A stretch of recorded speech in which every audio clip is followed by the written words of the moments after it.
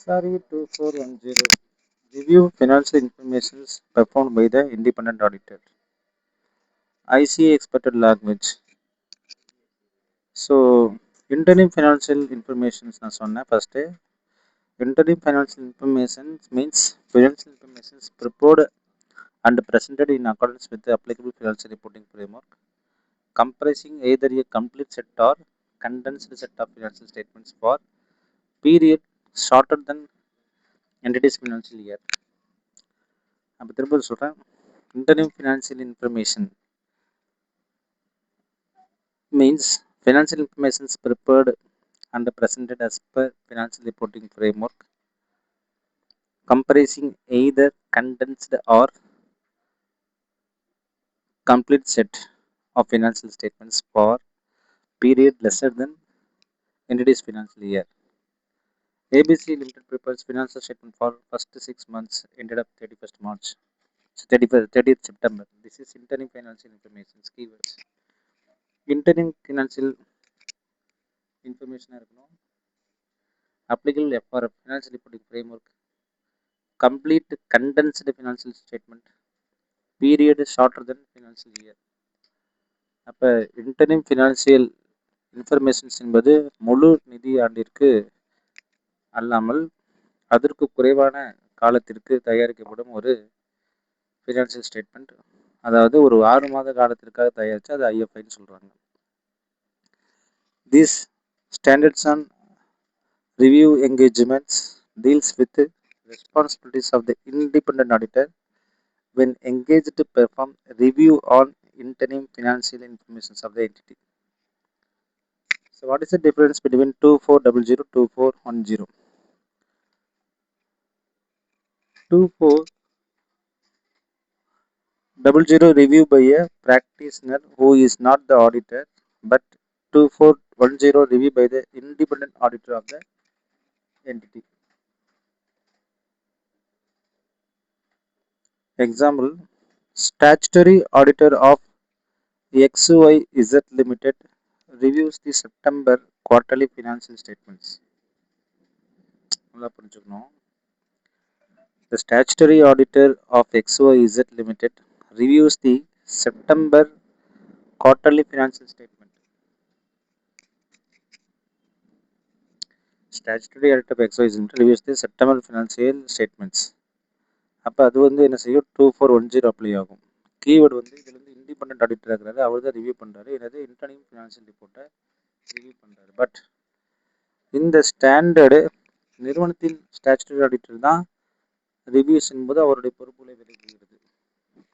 ஆனால் 2400 அப்படின்றது வந்து review by practitioner who is not the auditor of the company. சரி, அப்ஜெக்டிவ்ஸ் ஆஃப் த ஆடிட்டர்ஸ் என்ன அப்படின்னு பார்க்குறாங்க.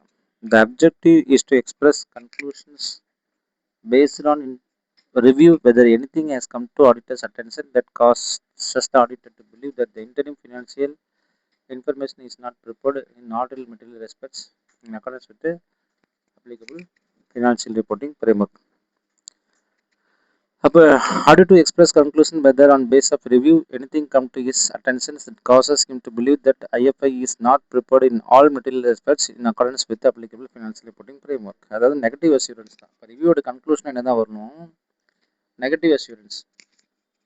Based on our review, nothing has come to our attention that causes us to believe that the interim financial information is materially misstated.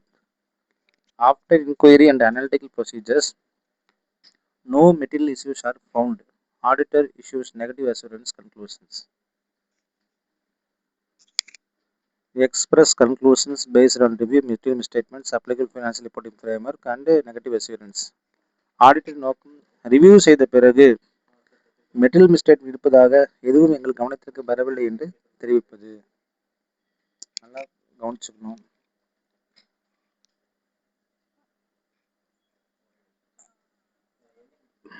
Based on our review, nothing has come to our attention that causes us to believe that interim financial information is materially misstated. எங்கள் கவனத்திற்கு இதில் தப்பு இருக்கிறதா எனக்கு தெரியல அப்படின்னு நீங்கள் சொல்லணும். அது தப்பு இருக்கிறதா எங்கள் கவனத்துக்கு வரல.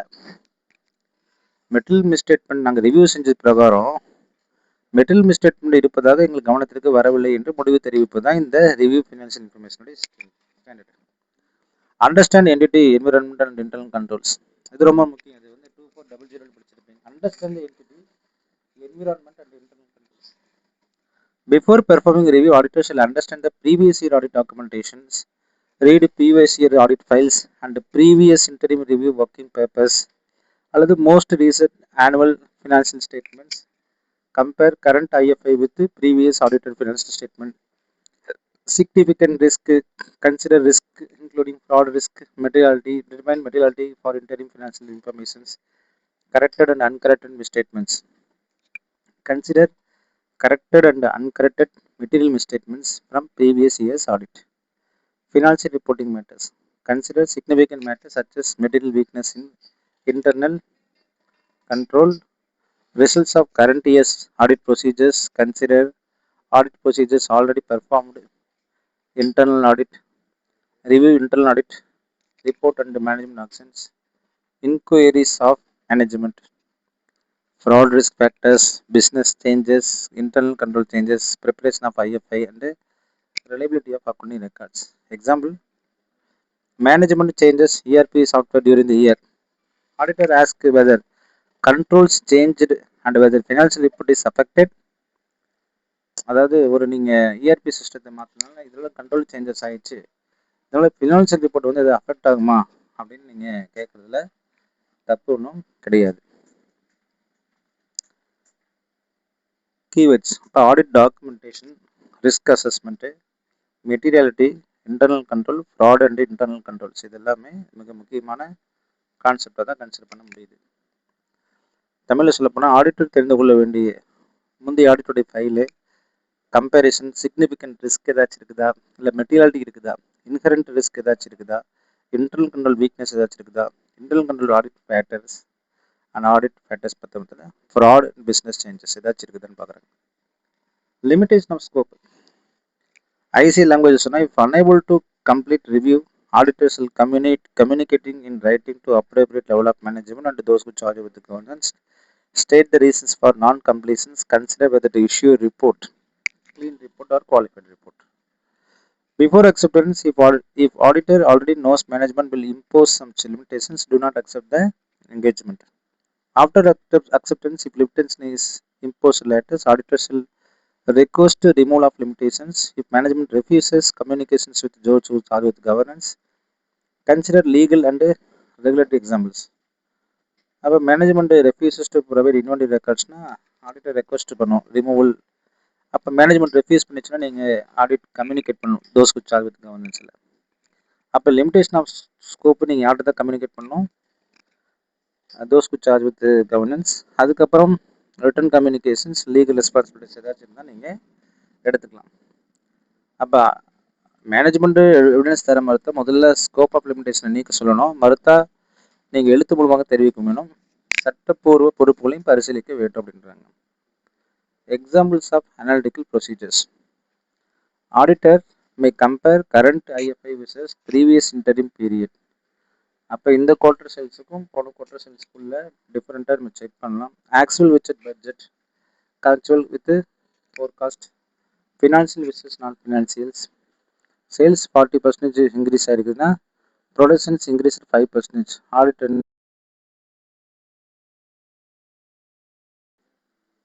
Compare ratios, GP ratio, NP ratio, current ratio, previous பீரியடோட இண்டஸ்ட்ரீஸ் எல்லாமே நம்ம செக் பண்ணி ஆகணும். Sales increase, receivable increase 150%, possible 50C sales ஏதாச்சும் நடந்துக்குதா அப்படின்னு பார்க்கணும். Disaggregated data, product wise, monthly wise, quarterly wise, location wise, component wises நீங்கள் செக் பண்ணணும். South region sales dropped 35%. அப்போ ஆடிட் இன்வெஸ்டிகேட்ஸ் வந்து analytical procedures, ratio analysis, trend analysis, industry comparisons, budget comparisons இதெல்லாம் நீங்கள் பண்ணணும்.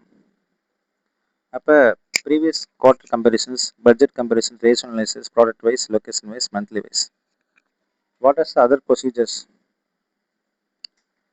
சரிங்க, auditor shall perform other procedures, analytical procedures, review, inquiry, evaluate, communications, collect SAE, update management, documentations, keywords, sufficient appropriate audit evidence, management representation, documentations, communications. Audit inquiry, analytical procedures, evidence, management representation, documentations, and communications.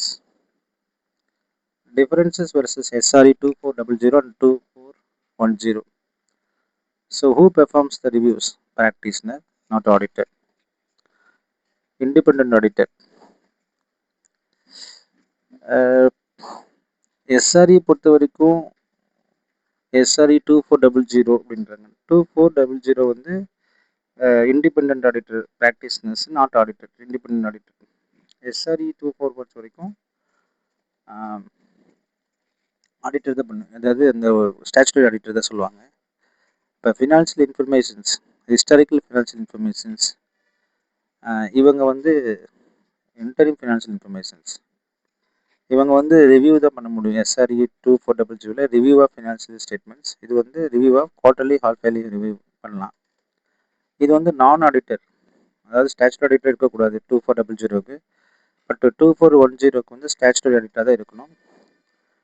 இந்த 2400க்கு வந்து negative assurance, அது வந்து assurance limited, இவங்களுக்கும் அதே தான், negative assurance limited தான்.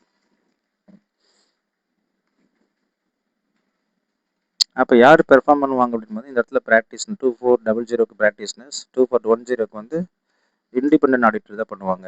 இது வந்து ஹிஸ்டாரிக்கல் இன்ஃபர்மேஷன்ஸ், இது இன்டர்னல் ஃபினான்ஷியல் இன்ஃபர்மேஷன்ஸ், எவ்வளோதான் அந்த கான்செப்ட்.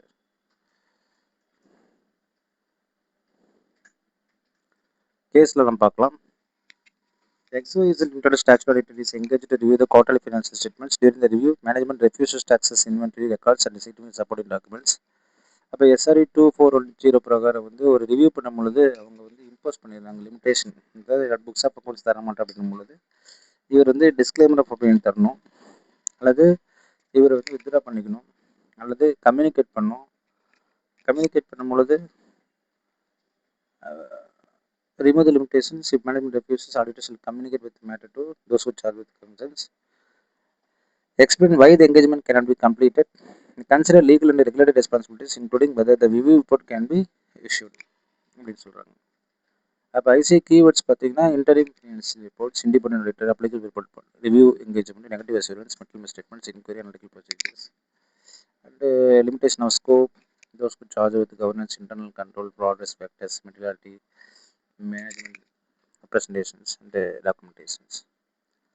இதில் வந்து பார்த்தீங்கன்னா internal financial informations, review by independent auditor, limitation of scope, analytical procedures, management representations, and documentations. Thank you.